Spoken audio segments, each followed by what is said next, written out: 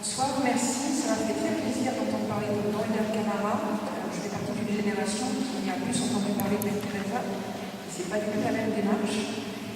Et du coup, vous n'avez pas parlé du mot misérabilisme, même si vous l'avez un peu évoqué, mais il y a des attitudes qui parfois, oui, les pauvres c'est formidable, soyons comme les pauvres, allons vivre avec les pauvres. Je vais prendre l'exemple des sœurs de Mère Teresa. Par exemple, moi j'ai vu en Albanie, les sœurs de Mère Teresa s'occupant d'un foyer de personnes âgées, n'ayant pas de machine à laver par idéologie.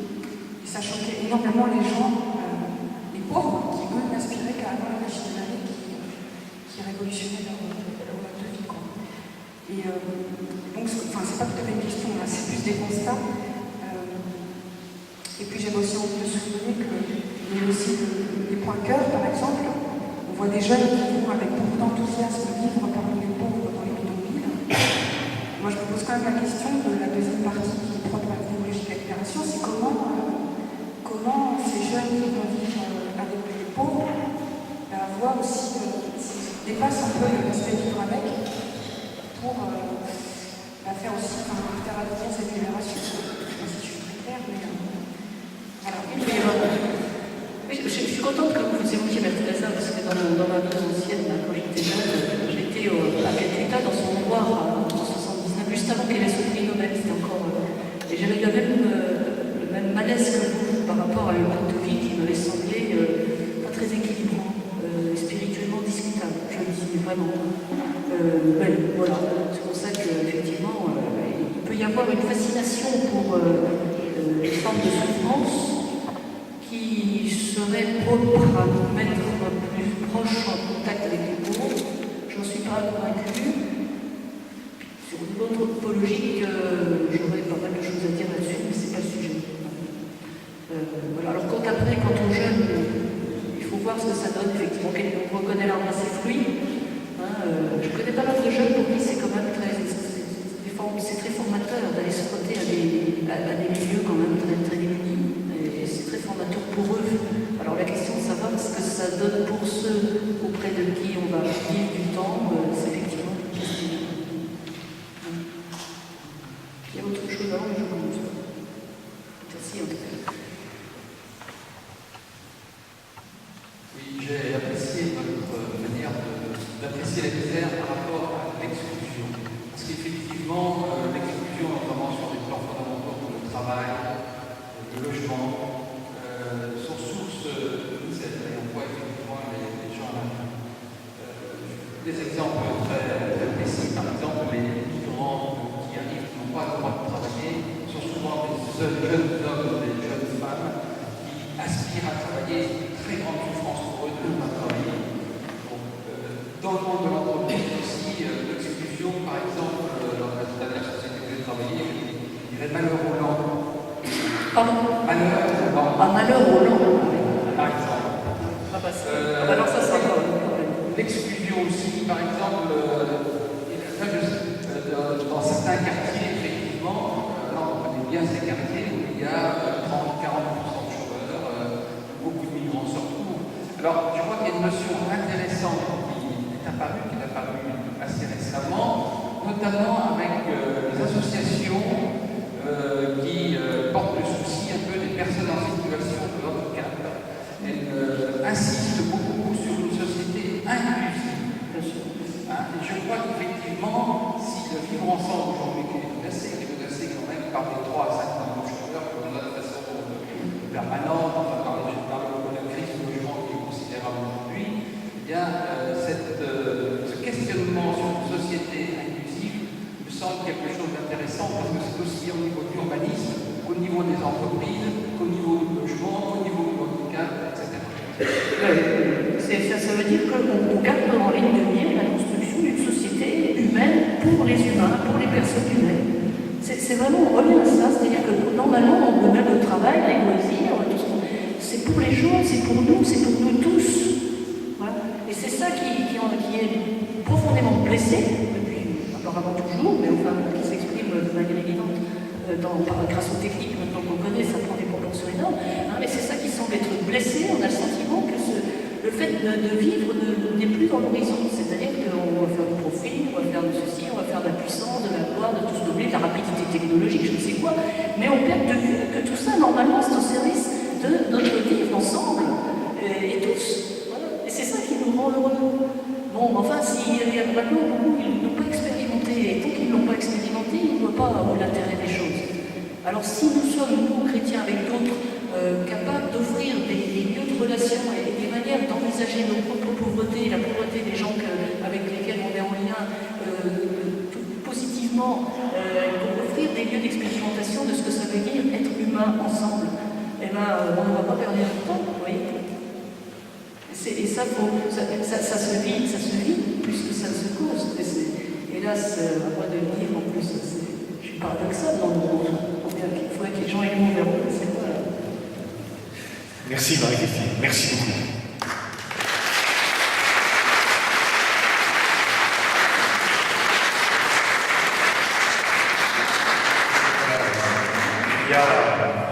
Il y a au fond de la salle des livres, mais j'aimerais dire une chose, et puis François va en dire une autre aussi. Excusez-moi de rajouter une petite chose. Ce soir, c'est la dernière conférence des conférenciers. On ne continuera pas. Voilà. C'est une décision qu'on a prise avec le comité d'animation, avec la communauté jésuite aussi. C'est que nous devenons trop fragiles et nous ne pouvons plus porter les conférences telles qu'elles sont aujourd'hui et telles qu'elles s'adressent aujourd'hui. Voilà. C'est un peu un aveu de grande fragilité de ne pas pouvoir continuer ainsi une animation un peu originale avec une liberté dans le choix des conférenciers, des conférenciers qui nous bousculent, qui nous ressentent, qui nous forment intérieurement. Je crois qu'on rendait un vrai service, mais ce service, on ne peut plus le rendre. Et c'est, je crois, pour nous une peine, mais c'est aussi un peu réaliste de dire, mais il faut sans doute inventer autre chose. Et on invite ceux qui le désireraient inventer une autre formule, peut-être une autre manière. Je crois qu'une de nos fragilités à nous et au réseau d'idéaux, c'est que on n'est plus assez nombreux et investis dans des tas de réseaux pour pouvoir animer cette nourriture-là pour le diocèse. Et notre réseau n'est plus suffisant pour cela. Voilà. Alors pour nous, c'est une grande peine parce que c'est une grande tradition. Et en même temps, on se dit, voilà, il faut peut-être faire accepter d'arrêter quelque chose pour inventer peut-être d'autres choses. Vous inventerez sans doute autre chose. Voilà. Et moi, je le souhaite vraiment.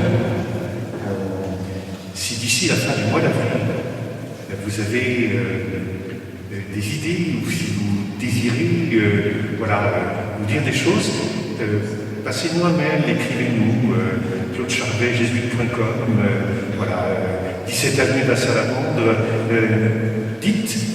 Et puis on a prévu, avec François qui est là, on a prévu une réunion pour essayer peut-être de voir qu'est-ce qu'il faut faire, parce que le souci de la formation chrétienne, c'est vraiment quelque chose qui nous habite encore. Il y a un grand nombre de gens qui ont ce souci de former, de nourrir la foi chrétienne d'une façon ou d'une autre. Alors, on a prévu une réunion pour essayer de peut-être faire encore des propositions ou inventer autre chose. Voilà. Merci.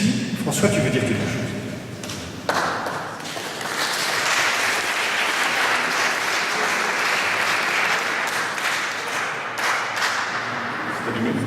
Oui, c'est évidemment, c'est un moment un peu particulier que nous vivons ce soir, la clôture de plusieurs décennies d'animation de conférences sur la place de Nantes. Je ne sais pas quand remonte la première des conférences.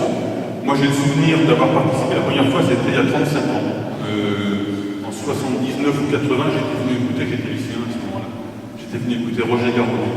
C'était dans la petite fenêtre de sa vie où il s'est dit chrétien.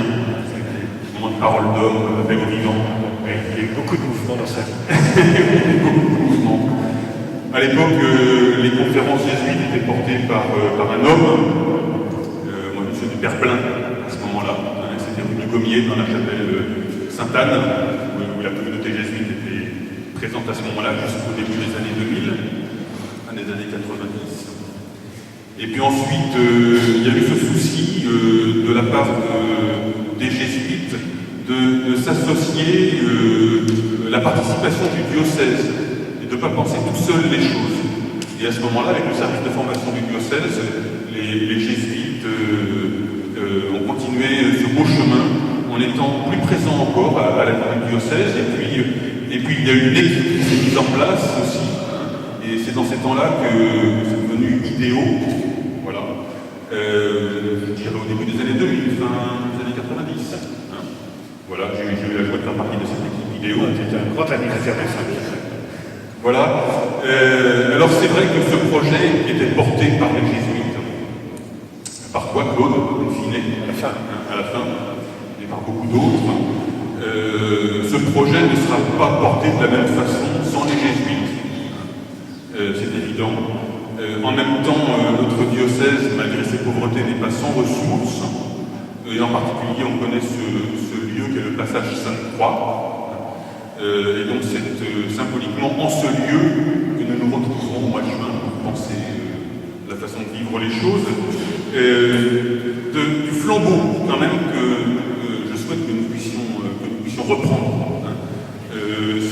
C'est ce souci permanent, profond, d'articulation entre la foi et les questions de société, qui était vraiment structurant de ces rencontres idéaux, non pas pour dire ce qu'il faut penser, non pas pour dire ce qu'il faut croire, mais pour ouvrir le débat, enrichir le regard, aider à se poser les bonnes questions, ne pas en rester à des clichés, à des a priori. C'était au service d'une foi intelligente et ouverte. Voilà. Et ça, vous avez porté ce flambeau-là, et il est indispensable que ce flambeau soit à nouveau porté. Comment le ferons-nous, je ne sais pas, mais nous en porterons le souci, c'est évident. En tout cas, au nom de tout le diocèse, et puis au nom de notre évêque, qui est en conférence des évêques à Lourdes en ce moment, mais il m'a envoyé un SMS tout à l'heure pour me demander de vous transmettre, notamment à vous, la communauté jésuite, et à toute l'équipe vidéo qui termine cette session, ces remerciements. Et donc, je m'associe à mon nom personnel aussi pour vous adresser ces remerciements à toi, Claude, à la communauté des jésuites et à l'équipe vidéo. Merci.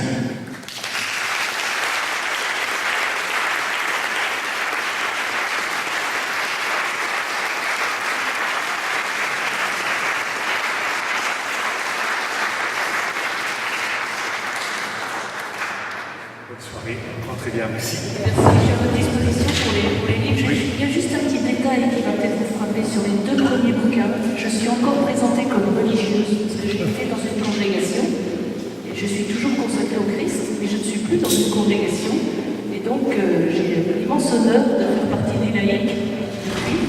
Et dans mes 2 premiers bouquins, je suis autorisée de me présenter comme religieuse en solo, et puis depuis, on m'a fait comprendre, avec traducteur de fraternité parfois, que c'était canoniquement incorrect. Alors pour être canoniquement correct,